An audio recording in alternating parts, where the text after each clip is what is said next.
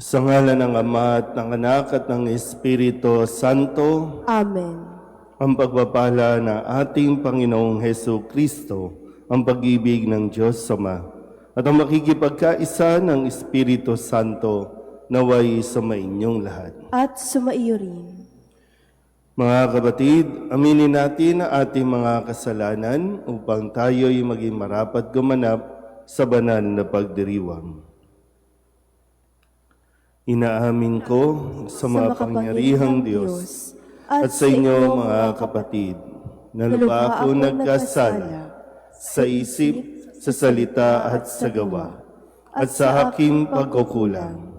Kaya isinasamo ko sa mahal na Birheng Maria, sa lahat ng mga anghel at mga banal, at sa inyo mga kapatid, na ako'y panalangin sa Panginoong ating Diyos. Kaawaan tayo na makapangyarihang Diyos, patawarin tayo sa ating mga kasalanan at patnubayan tayo sa buhay na walang hanggan. Amen. Panginoon, kaawaan mo kami. Panginoon, kaawaan mo kami. Kristo, kaawaan mo kami. Kristo, kaawaan mo kami. Panginoon, kaawaan mo kami. Panginoon, kaawaan mo kami. Manalangin tayo. Ama naming makapangyarihan, tunghayan mo ang iyong sumasambang sambayanan upang ang pagpapakasakit na kusa naming pinagtitiisan ay magdulot ng kabutihan sa aming kalooban at gawang mapagmalasakit sa aming ugalit asal. Sa pamamagitan ni Jesucristo, kasama ng Espiritu Santo, magpasawalang hanggan. Amen.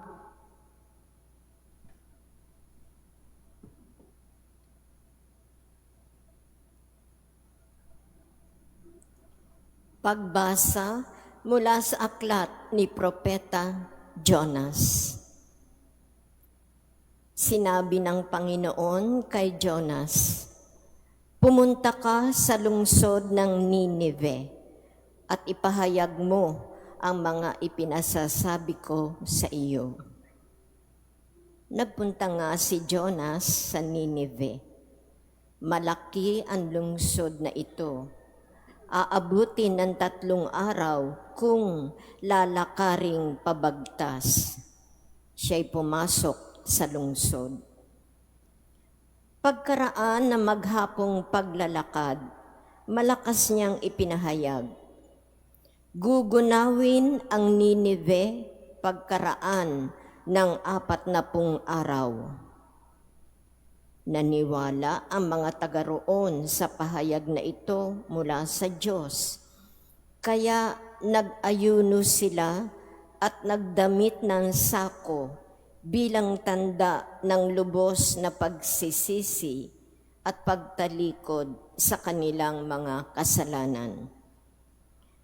Nang mabalitaan ito ng hari ng Ninive, bumaba siya sa kanyang trono. Naghubad ng balabal, nagdamit din ng sako at naupo sa abo. At ipinasabi niya sa mga taga Ninive, "Ito'y utos ng hari at ng kanyang mga pinuno. Walang kakain isa man, wala ring iinom, maging tao o hayop. Lahat ng tao at hayop ay magdamit ng sako. Taimtim na manalangin sa Diyos ang bawat isa. Pagsisihan ng lahat ang nagawa nilang kasalanan at talikdan ang masamang pamumuhay. Baka sa paraang ito'y mapawi ang galit ng Diyos. Magbago siya ng kanyang pasya at hindi na ituloy ang balak na paglipol sa atin." Nakita ng Diyos ang kanilang pagtalikod sa kasamaan, kaya hindi na itinuloy ang paggunaw sa Ninive. Ang salita ng Diyos. Salamat sa Diyos. Diyos ko, iyong tinatanggap, pakumbaba't pusong tapat. Diyos ko, iyong tinatanggap, pakumbaba't pusong tapat. Ako'y kaawaan, o mahal kong Diyos, sang-ayon sa iyong kagandahang loob. Ang kasalanan ko'y iyong pawiin, ayon din sa iyong pag-ibig sa akin. Hugasan mo sana ang aking karumhan, dalisayin mo ang aking kasalanan. Diyos ko, iyong tinatanggap, pakumbaba't pusong tapat. Isang pusong tapat sa aking likhain. Bigyan mo, O Diyos, ng bagong damdamin. Sa iyong harapay, huwag akong alisin. Ang Espiritu mo ang paghariin. Diyos ko, iyong tinatanggap, pakumbaba't pusong tapat. Hindi mo nais sa mga panghandog, sa haing sinunog, di ka nalulugod. Ang handog ko, O Diyos, na karapat-dapat ay ang pakumbaba't pusong matapat. Diyos ko, iyong tinatanggap, pakumbaba't pusong tapat. Magsitayo po ang lahat. Papuri sa'yo, Panginoong Jesucristo, Hari ng walang hanggang kapurihan. Magsisi tayong mataos, halinang magbalik loob sa mapagpatawad na Diyos, sa Kanya tayo'y dumulog at manumbalik na lubos. Papuri sa'yo, Panginoong Jesucristo, Hari ng walang hanggang kapurihan.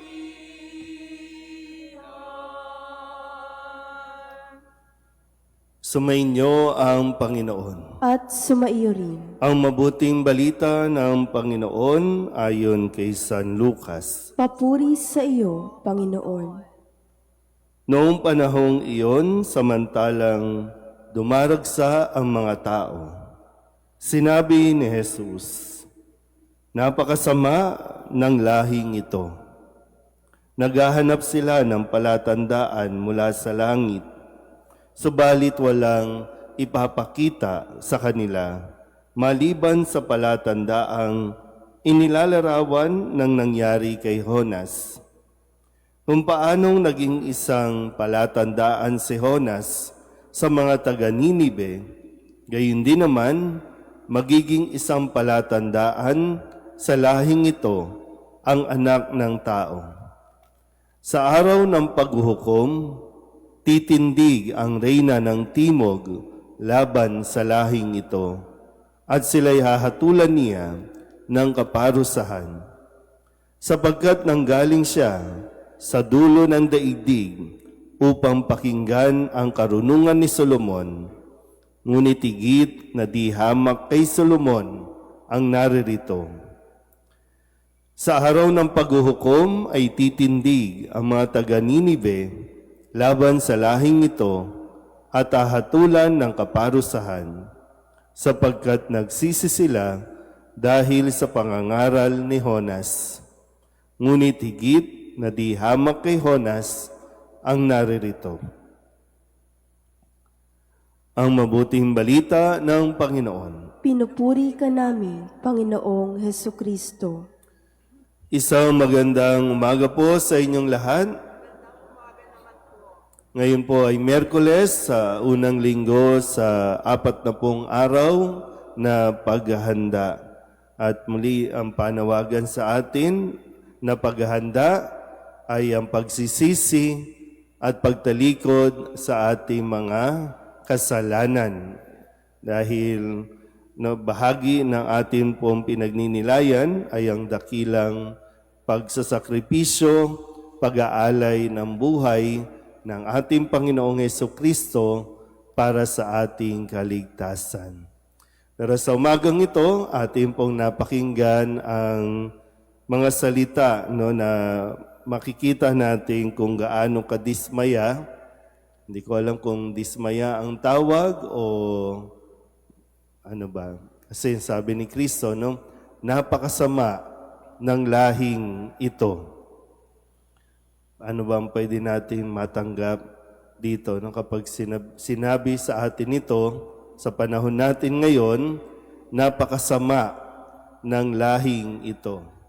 Ang konteksto, as sabi nga po dito, patuloy na naghihingi o humihingi ng mga palatandaan na si Kristo nga ang anak ng Diyos, na si Kristo ang Mesiyas, at ang mga taong humihingi ng palatandaan ay ang mga taong mismong nakakabasa, nakakaalam ng kasulatan.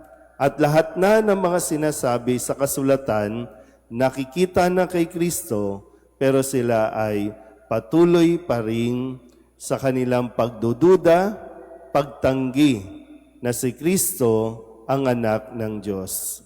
Kaya sabi ni Kristo, napakasama ng lahing ito, pero wala nang palatandaan na ibibigay o ipapakita sa kanila, maliban sa palatandaang noong panahon ni Jonas. Dahil si Jonas po ay 3 araw na nanatili doon sa loob ng balyena o ng isda. At ganoon din ang mangyayari kay Jesus, 3 araw na mananatili sa libingan pero muling mabubuhay. Pero maganda rin po na makita natin na ang ipinapahayag o ipinahayag ni Jonas ay pagsisisi ng kasalanan. Ipinarating ng Diyos sa pamagitan ni Jonas na dapat nang talikdan ang kanilang mga masasamang gawain, at ang kagandahan, nakinig ang mga taga-Ninibe, at sa pasimuno ng kanilang hari, ipinag-utos na mag-ayuno, magsisi ang lahat. Sabi nga po, walang kakain sa lahat ng mga taga-Ninibe, bata man o matanda, maging ang kanilang mga hayop, para ipakita na sila ay nagsisisi sa kanilang mga kasalanan, at pinakinggan ng Diyos ang kanilang mga pag-aayuno, kung kaya't hindi na ginunaw ang Ninive. At maganda rin ang mapagnilayan natin, laging kung tayo kasi ang gusto natin makakita ng palatandaan. At anong palatandaan? Gusto natin gumagalaw ang mga bituin, sumasayaw ang mga araw. Gusto natin big time. Gusto natin may pa-fireworks para lamang makumbinsi tayo. Halimbawa po, minsan kapag lumilindol, pagkatapos ng lindol, puno ang simbahan. Kapag nagkakaroon ng mga dilubyo, nagkakaroon ng mga sakuna, napupuno ang simbahan. Pero pagkatapos, wala na. Nakalimutan na naman natin ang Diyos. Pero laging ganun, ina-associate natin na ang mga paggalaw, pangyayari sa paligid, ay parusa ng Diyos. Kaya sabi, totoo naman po, wala ka nang maipapakitang pruweba sa taong punong-puno ng pagdududa. Kaya kailangan, inihiling sa atin na magtiwala tayo sa Diyos, lalong-lalo na sa mga simple at maliliit na bagay na araw-araw ipinapakita ng Diyos kung gaano tayo kamahal. Kung dito nga lang sa loob ng simbahan, nandiyan na yung sign na tanda na mahal tayo ng Diyos. Kung makikita lang natin ang krus na nakapako si Kristo, yan ay tanda ng pagmamahal ng Diyos at ng pagpapatawad ng Diyos. Pero ano nga bang tingin natin dyan? May dating ba sa atin? O limba, sa panahon ngayon, May dating ba ang krus sa mga tao? Ayaw nga natin ng paghihirap. Ayaw natin ng pagtitiis. Gusto natin agarang ginhawa. Pero nakikita natin, ang tawag natin yan ngayon sa lengguwahe, red flag. Minsan nakikita mo na yung mga red flag sa isang tao, pero yun pa rin ang pinipili natin. Kaya para bang tayo ang pumipili ng mga mananakit at magpapahirap sa atin.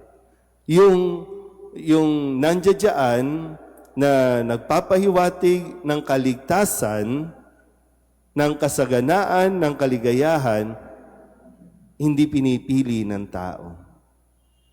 Ngayon po, anniversary ng EDSA People Power. Hindi ko alam kung nasaan kayo dyan noong mga panahon na yan, 40 years ago. Sabi ko, 40 years ago, 10 years old pala ako, noong mga panahong nakikita ko yung mga tora-tora na lumilipad. Nasaan ba kayo nung EDSA People Power? Nasa EDSA. Nando doon, no? Pero, kamusta na nga ba? Ano na nangyari matapos yung People Power? Di ba, maganda kasi laging, pag binabalikan ko, no? Ano nangyari? Bakit ganun? Kasi simula nung People Power, yung mga red flag ng mga tao, nandyan pa rin. Pinili pa rin ng tao. Gusto ng tao magkaroon ng kalayaan, magkaroon ng kasaganaan, pero hindi minumulat ang mga mata sa mga taong sila naman talaga ang sanhi ng ating paghihirap. At hindi rin natin nakikita sa ating mga sarili na tayo rin ay mayroong bahagi kung bakit nagkakaganito ang ating bansa. Bakit? Tayo ang patuloy na pumipili. Pero yung pamilya noong panahon ng People Power, sila pa rin naman. Sa bawat bayan, sila pa rin. Hindi nga natin nakikita kung anong dulot ng dynasty na ang pamilya, sila ang nagpapatakbo ng bansa. Nagpapatakbo ng isang bayan. Pero okay lang tayo. Okay lang sa napakaraming Pilipino na sila. Tapos, pag tumataas ang bigas, tumataas ang gas, mataas ang mga bilihin, Lord, hirap na hirap kami. Bakit mo kami pinahihirapan? Pinakita na nga ng Panginoon yung mga signs ng hindi mo dapat piliin, pero nagbulag-bulagan naman tayo. Tapos patuloy tayong mihingi, Lord, ano bang sign? Bigyan mo kami. Kung sa sign lang, susundan mo lang ang kautusan ng Diyos, huwag magnanakaw, huwag papatay, huwag sasamba, kung kani-kanino. Pero wala Gusto talaga natin yung biglang lilitaw dito ang tubig. Gusto talaga natin yung biglang makakalakad ang pilay. Gusto natin talaga bumuka ang lupa at mahulog lahat ng mga kurap. Yan ang gusto natin. Diba? Gusto natin, lahat mamatay, sabay-sabay. Ganun ang gusto natin para masabi lang natin na, hoy, totoo nga ang Diyos. So, sana po, mapagnilayan natin ng mabuting, huwag na tayong tumingin kung saan-saan pa, nandiyan mismo sa altar, ang simbolo ng pag-ibig at pananatili ng Diyos sa Kanyang pangako. Na tayo ay mahal niya, tayo ay Kanyang ililigtas. Amen.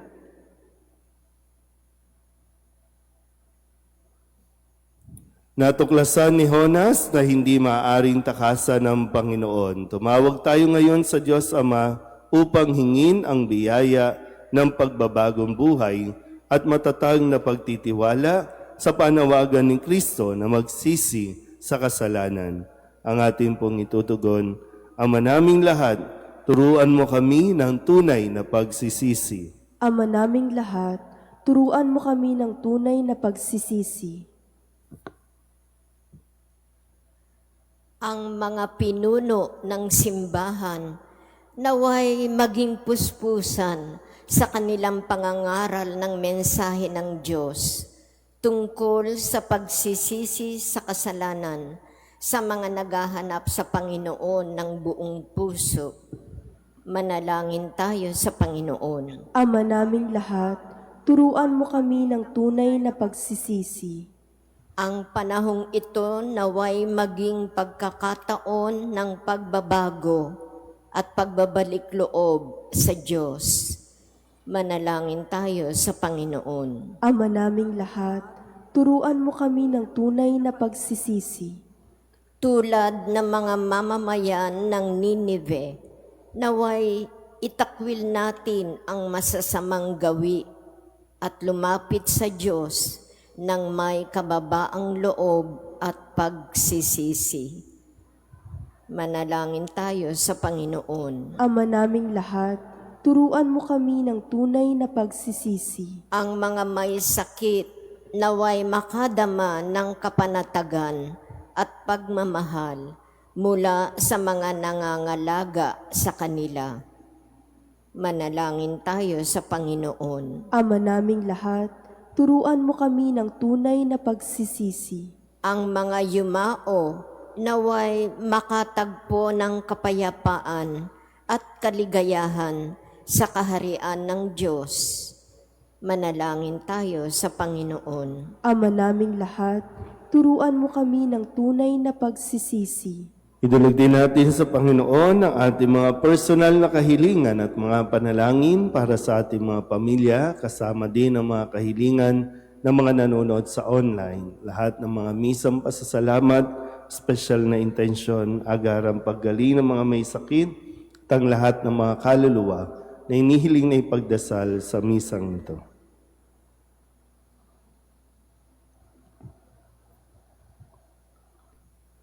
Ang lahat ng ito inihiling namin sa ngalan ni Kristong aming Panginoon. Amen. Buhay pagmamahal, alak at tinapay, sana'y tanggapin mo, amang minamahal.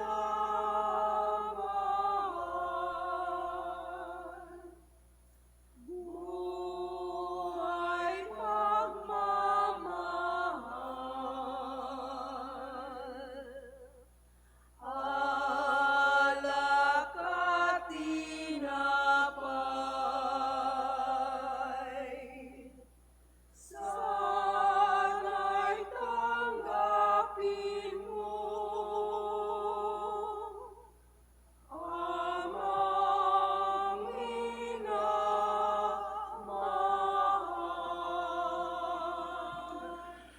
Manalangin kayo mga kapatid upang paghahain natin ang kalugdan ng Diyos amang makapangyarihan. Tanggapin nawa ng Panginoon itong paghahain sa iyong mga kamay, sa kapurihan niya at karangalan, sa ating kapakinabangan, at sa buong sambayanan niyang banal.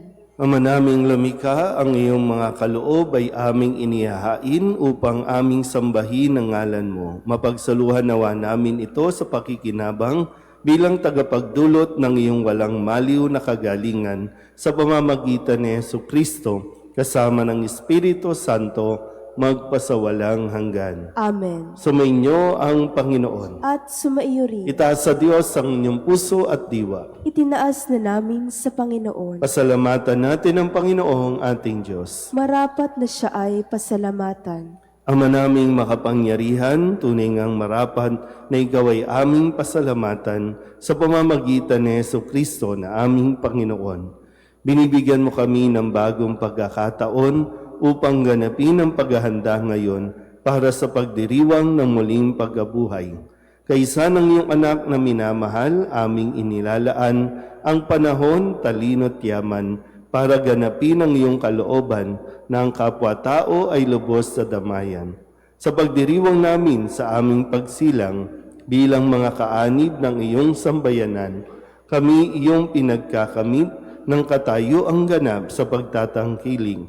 Kaya kaysa ng mga anghel ang sisiawin ng papuri sa iyo, nang walang humpay sa kalangitan, kami nagbubunyi sa iyong kadakilaan.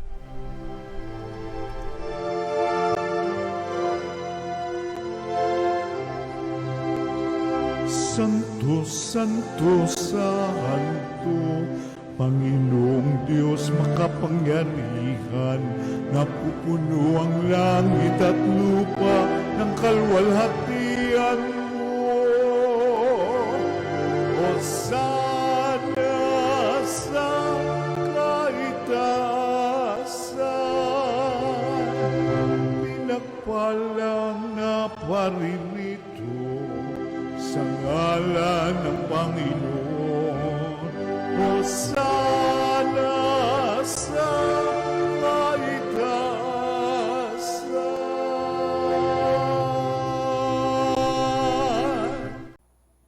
Ama naming banal, ikaw ang bukal ng tanang kabanalan. Kaya't sa pamamagitan ng iyong Espiritu, gawin mong banal ang kaloob na ito upang para sa amin ay maging katawan at dugo ng aming Panginoong Heso Kristo.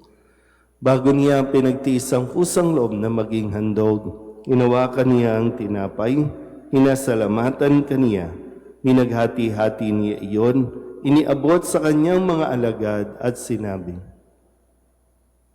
"Tanggapin ninyong lahat ito at kanin, ito ang aking katawan na iahandog para sa inyo."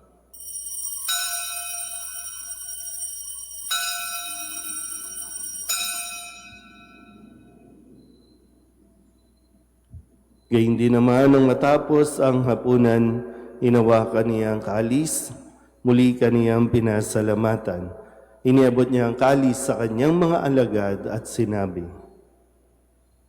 "Tanggapin ninyong lahat ito at inumin. Ito ang kalis ng aking dugo, ng bago at walang hanggang tipan.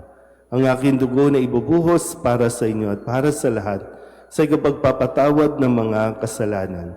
Gawin ninyo ito sa pag-alaala sa akin."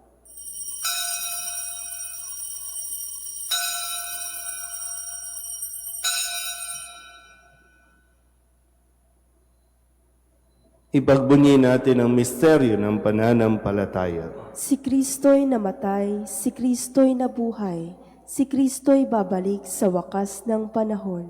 Ama, ginagawa namin ngayon ang pag-alaala sa pagkamatay at muling pagkabuhay ng iyong anak, kaya tiniaalay namin sa iyo ang tinapay na nagbibigay buhay at ang kalis na nagkakaloob ng kaligtasan. Kami napapasalamat dahil kami iyong minarapat na tumayo sa harap mo para maglingkod sa iyo. Isinasamo namin kami magsasalo-salo sa katawan at dugo ni Kristo ay mabuklod sa pagkakaisa sa pamamagitan ng Espiritu Santo. Ama, lingapin mo ang iyong simbahang laganap sa buong daigdig. Puspusin mo kami sa pag-ibig kay San Leon na aming Papa at ni Jose na aming Obispo at ng Tanang Kaparian. Alalahanin mo rin ang mga kapatid naming nahimlay na may pag-asang sila'y muling mabubuhay, gayon din ang lahat ng mga pumanaw. Kawaan mo sila at patuloyin sa iyong kaliwanagan. Kawaan mo at pagindapating kaming lahat na makasalo sa iyong buhay na walang wakas. Kaysa ng mahal na Birheng Maria na ina ng Diyos, ng kabiyak ng puso niyang sa San Jose. Kaysa ng mga apostol at ng lahat ng mga banal na namuhay dito sa daigdig ng kalugod-lugod sa iyo, may pagdiwang nawa namin ang papupuri sa ikararangal mo sa pamamagitan ng iyong anak na aming Panginoong Heso Kristo. Sa pamamagitan ng Kristo, kasama niya at sa Kanya, ang lahat ng parangal at papuri ay sa iyo, Diyos amang makapangyarihan, kasama ng Espiritu Santo, magpasawalang hanggan.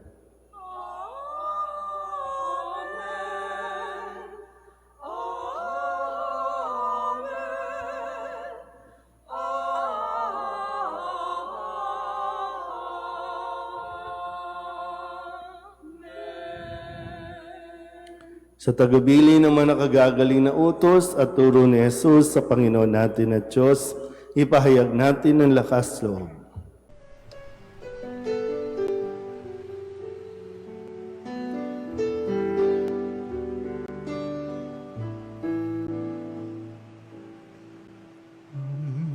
namin sumasalang ka, sambahin ang ngalan mo, mapasa amin ang kaharian mo, sundin ang loob mo. Dito sa lupa para nang sa langit, bigyan mo po kami ngayon ng aming kakanin sa araw-araw at patawarin mo kami sa aming mga sala para ng pagpapatawan namin sa nagkakasala sa amin, at huwag mo kaming ibang dulot sa tukso,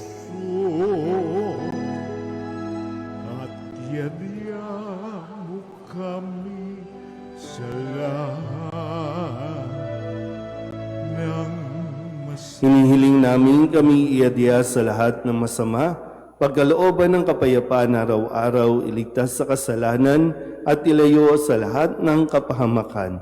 Samantalang aming pinananabikan ang dakilang araw ng pagpapahayag ng tagapagligtas naming sa Jesucristo. Sapagkat iyo ang kaharian at ang kapangyarihan at ang kapurihan magpakailanman. Amen.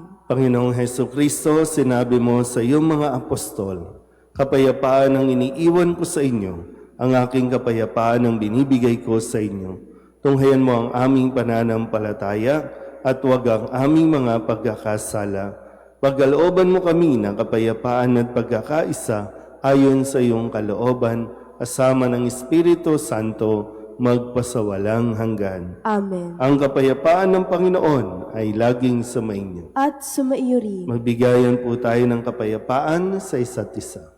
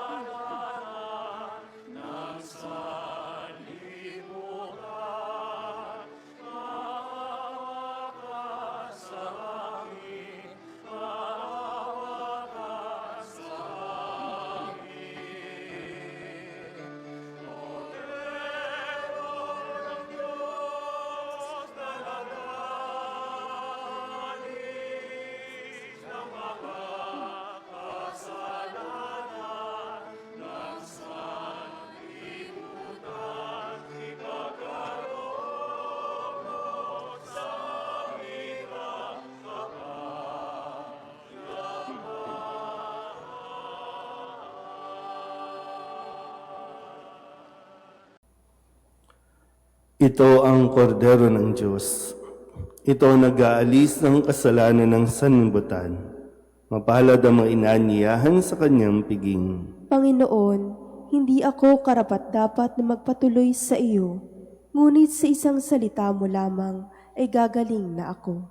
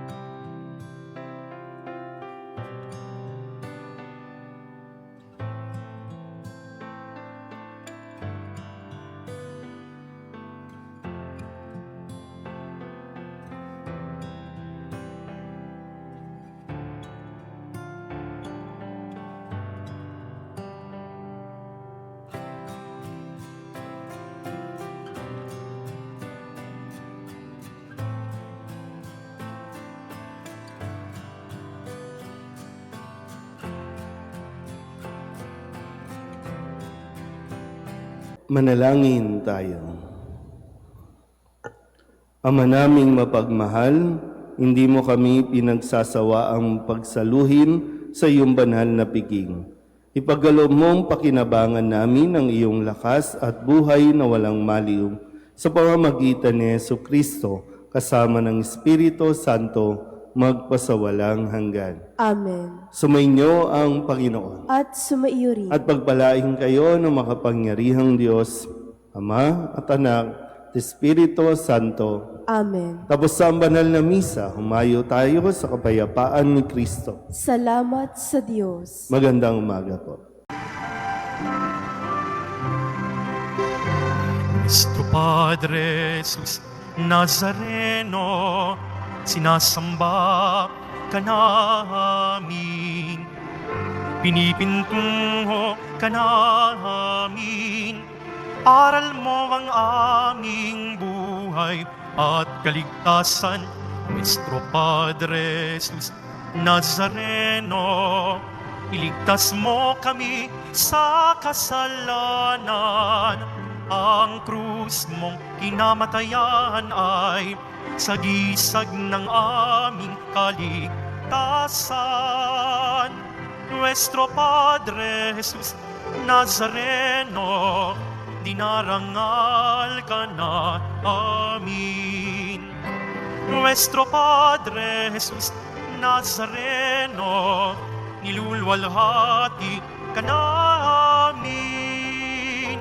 Nuestro Padre Jesus Nazareno, dinarangal ka na amin. Nuestro Padre Jesus Nazareno, nilulwalhati ka namin.